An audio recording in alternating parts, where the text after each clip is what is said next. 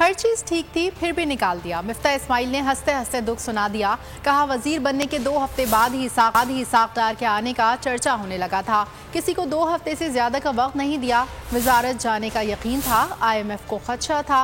रकम मिलने के बाद हम लेवी नहीं बढ़ाएंगे। हुकूमत ने इस बार लेवी नहीं बढ़ाई, अल्लाह खैर करे। नॉर्मली मैं 3 हफ्ते का लंबा टाइम देता नहीं था किसी को, because I was never so secure in my job. 2 weeks after I became a minister खबरें आ गई कि डॉक्टर साहब आ रहे हैं, डॉक्टर साहब आ रहे हैं। So I never used to give them. लेकिन अब क्योंकि IMF का प्रोग्राम भी हो गया, हर चीज़ सही हो गई थी और अब 15-20 दिन रह गए थे मेरे टेन्योर के अंदर, तो मैंने कहा यार अब हुकूमत नहीं निकालेगी, तो मैंने टाइम दे दिया।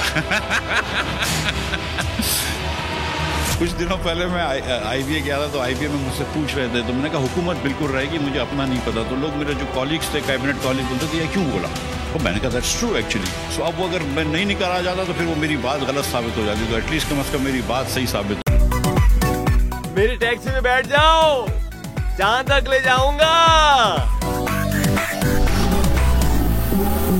आई है टैक्सी कैश, टैक्सी कैश, आई है टैक्सी कैश, टैक्सी कैश, आई है टैक्सी कैश।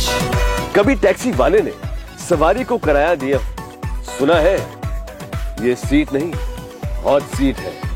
अब जिंदगी में करेंगे ऐश, क्योंकि आ गई है टैक्सी कैश।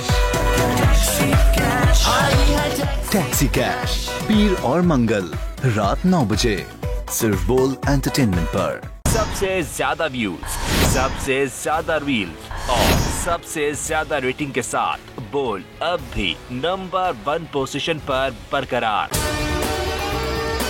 और अगर आपको हमारी ये वीडियो पसंद आई है तो लाइक पर क्लिक कीजिए। सब्सक्राइब करें और बेल दबाएं ताकि कोई खबर रह न जाए।